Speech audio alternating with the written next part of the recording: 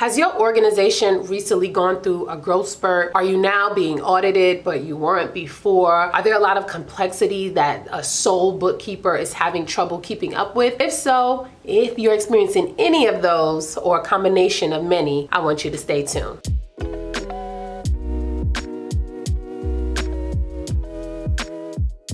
Today, we're going to be talking about how to build your finance team as a nonprofit organization. Now, typically when you're just getting started, a lot of times things are like DIY, or you might have a single bookkeeper that comes in, maybe gives you a few hours a month, or maybe they just come in at month end and close the books. But now that as you're growing and things are changing, things are becoming more complex, you're like, I need a team. You need to implement segregation of duties. You need to make sure that you have a collaborative team effort supporting the organization.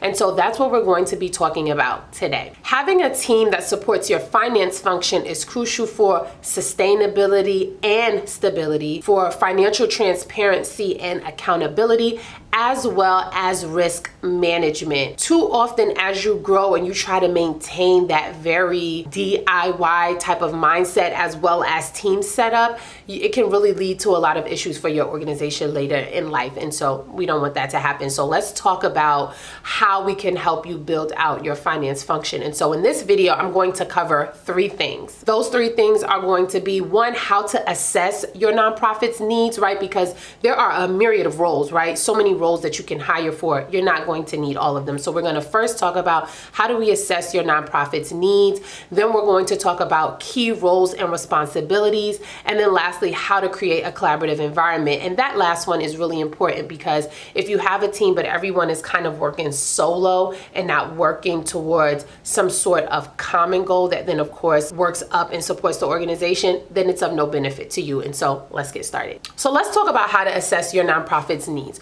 So the first thing that you want to start with is, was there a trigger that set off this need to want to hire? A lot of times what we see is the organization may have gotten some huge contract that comes with different, stipulations and compliance needs, or you hit a certain threshold that now requires your organization to be audited, or you've hit a growth spurt. Your organization is growing, things are more complex, you're behind, you need to catch up, and you're like, one person is not cutting it. We need to build out this team. And so you want to start there, because that is what the flag is to say that something is not working here. How can we now build out this needs assessment? So first you want to start there. The second thing you want to think about is not just what's happening now, but where's the organization growing? Are you planning to now be audited annually? Are you now planning to continue going after more grants, more government contracts, right? Because if you think about what your organization's plan is, that can kind of signal to you what the workload is going to be.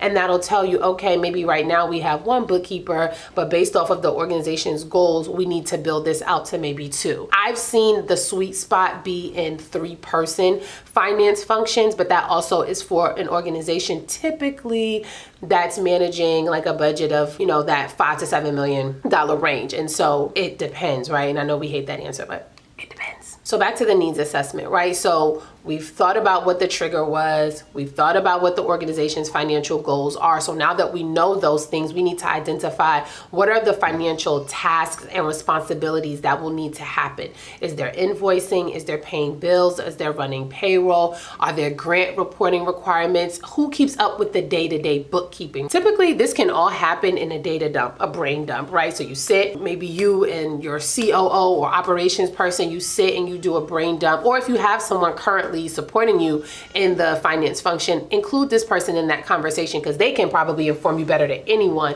what the organization is in need of, right, from that standpoint. And so you want to do a nice, good brain dump, because these things, these tasks, these responsibilities that need to get taken care of can then get grouped into the roles that you're going to need to hire for, right? And so you want to be sure, right, of what you need, because until you know what you need, you're not going to know who you need to hire. Honestly, that really is the gist of conducting a needs assessment. And so just to give you an example, when I first started working in the nonprofit space, I went to an organization and they had a very actually robust finance function. There were a lot of people on the fiscal team, but there were a lot of redundancy in the roles. They were behind on a lot. They were using legacy systems and tools. And so the fiscal function was just a mess, to put it plainly. And so one of the first things that I did after helping them recoup a couple million was determine, like, one, do we need all of these people? And if we do, what role should they be in?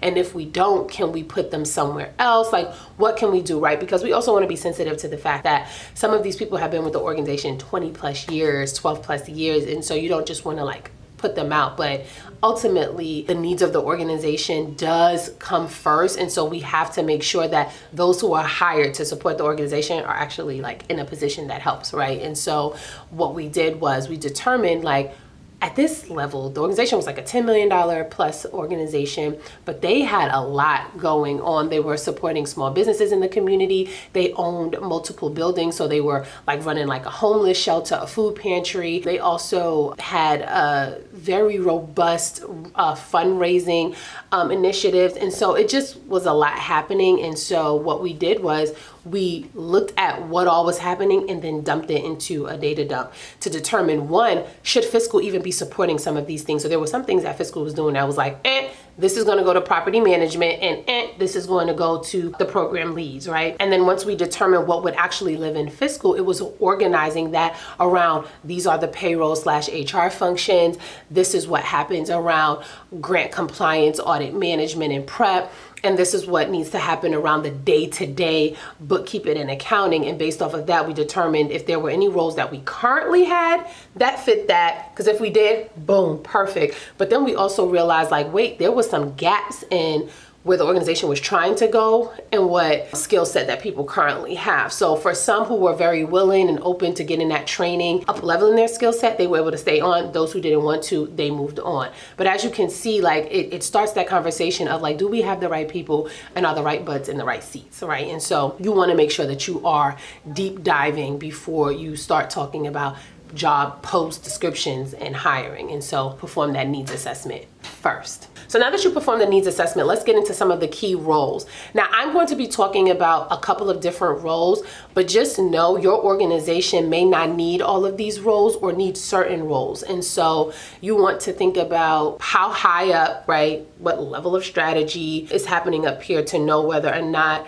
you need that very highest role in the fiscal function, which is the CFO. Whether or not, do you need a bookkeeper, or do you need someone who has that's a bit more savvy than a bookkeeper? So maybe that lower level role needs to be a staff accountant versus a bookkeeper who kind of just focuses on like the data entry and transaction coding. The first role we're going to talk about is the CFO. And of course, this is the person that this role runs the finance function, right? And so typically their goals are financial strategy, risk management. They keep up a lot of times with like your banking relationships. They're overseeing the entire fiscal function. So typically all of the staff that are going to be on the finance team are reporting up into this person, but they are really high level, a lot more of a partner to the executive director. And typically their skills are like leadership, strategic thinking. They are the financial expertise of the organization. I am finding that typically larger organizations get better use out of a CFO. Small to mid-size get better use out of a controller. And the controller typically is making similar to the CFO, but a little less strategy. They are a bit more involved into the day-to-day, right? But if the controller is your highest level, then everyone on the finance team reports up into the controller. The controller then reports up into the executive director, right? But the controller is essentially making sure internal controls are in place, right? That there are segregation of duties. They are creating and also enforcing, right, fiscal policies and procedures. They are leading the audit process. And so again, I find that that role is a lot more realistic and a lot more needed. A lot of times I find that people go straight for the CFO, but all the things in the in-between are crumbling because no one is focused on the accounting, because you have too higher of a role in the CFO and then kind of like too low level in the role of a bookkeeper. And so you're missing that middle space. And so I wouldn't say first start with a controller, but if you are thinking of your team as a whole, I would suggest you thinking about that highest level being the controller versus the CFO. So then your next role is going to be your senior accountant. Now, this role can take a few different iterations. Some might do a senior accountant, or they might hire what they call like a grants manager. I like to use the term senior accountant because it encompasses the grant reporting and compliance, but it also, that senior accountant can serve as like first level review of the financials. They can also serve as support to the controller when it comes time for the audit process. So, creating the different audit schedules, keeping up with the PBC doc, making sure that we're keeping track of what we've provided and when, what's still open, those types of things, right? Their responsibilities are definitely more day-to-day, but they are kind of like a step up. They have review capabilities, right? But it's going to be very important that they have a lot of attention to detail and that they have a strong knowledge of not just the accounting software that you're using, but just accounting principles, right? Now, that's are specific to nonprofits, let me say that. And then typically when I think about the areas where they really need to be strong in, it's that reviewing of the financials, grant reporting and compliance, and then audit support, or what one might call like audit prep. Next is going to be your staff accountant, bookkeeper type of role, who is definitely day-to-day responsibilities, right? Coding transactions, doing the bookkeeping, running the payroll, doing the journal entries, doing that soft close. So that prep role is going to live in your staff accountant / bookkeeper. And the reason why I like to slash it is because if you're looking for someone who doesn't really have like an analytical eye, then going with a bookkeeper might be the better option, to where you just want them to flesh it out, like code, reconcile, month-end entries, things like that. However, if you're looking for someone to kind of like do a first pass through the financials, maybe even do some higher level tasks like, right, maybe supporting in the audit or allocating maybe complex entries at that role, then a staff accountant might be a bit better because they typically have a more of an analytical eye. That role serves as the base. And then I like to throw in the treasurer, because while the treasurer is not an actual member of the finance team, they are responsible for overseeing the financial activities of the organization. So the treasurer on the board should very well be tapped into the finance team, right? Because they're ensuring transparency and they are making sure that whatever the financial goals are of the organization, that it's supporting the nonprofit's mission. I want to make the treasurer like an honorary mention. And so those are like the key roles in that finance team. What I find to be like usually a good fit for most organizations, not all, for most like those mid-sized organizations, is having a controller, a senior accountant, and then a staff accountant. And those three together typically are able to carry the finance function of the organization. And so if you have any questions on that, put them below, but that's my stance on it. So how do you create a collaborative environment, right? You want to make sure that you are fostering open communication with the team, because it can be a lot of hard work. And you already are going to be needing to get an influx of information from like other departments that inform what you do. At the very least, your team needs to be, that finance team needs to be solid so that they can then be presented as one team to the organization, right, into the other departments. And so make sure that you guys are on one accord. What does that look like? One, regular team meetings to discuss financial updates, challenges, right? Where are we on month end? Are we on track? These grants have certain reports coming up. Are they in progress? Are we on point or on time to submit these when they're due? Invoicing, right? Maybe you're managing contracts that have the reimbursement clause, right? So where you have to spend first and then be reimbursed. Are we up to date on that so that we can invoice timely? We have to make sure that we are communicating and that we have a cadence at which we work. And so one of the things that we're big on doing here is like having a closed checklist, and it is very clear what all of the roles are on the team, but also what the responsibilities are for that role, when things are due, checking in, holding people accountable. Like, these are all the things that you need to be considering when you are wanting to foster this collaboration.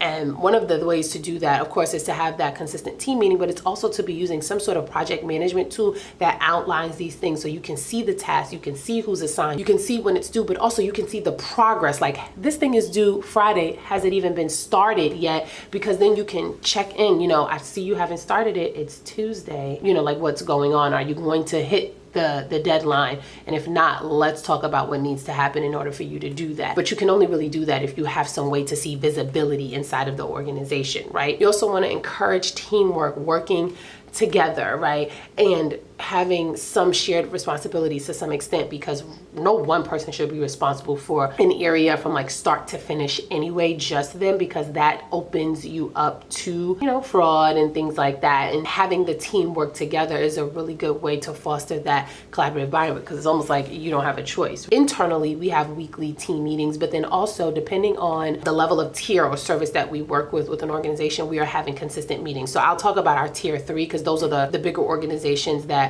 we're working with who have a lot more going on. And so we are having weekly accounting check-ins with them, right? Where we are talking about where things stand, if there is anything coming up, are there any, you know, red flags, or are there anything that they need to be concerned about, right? And then internally we are tracking, right? So we have the grants tracker, which tells us all of the grants that each organization has, what the due dates are, if there's any compliance requirements, are there any reporting requirements, what those due dates are, right? You know, when are the board meetings, so that we know when we have to prepare and deliver, you know, reports for the board, visuals, things of that nature. But I say all that to say there are different ways that you can foster a collaborative environment, but it does start with being clear. You gotta be clear. People need to know what their job is, right? They need to know when things are due. They need to know what's expected of them, and then you have to hold people accountable to said thing. Hopefully this was helpful. I know that I said a mouthful, so if you have any questions or you need me to break down any of these areas more specifically, I'd love to do that. You can just let me know in the comments. Yeah, and I will see you guys in the next video. Bye.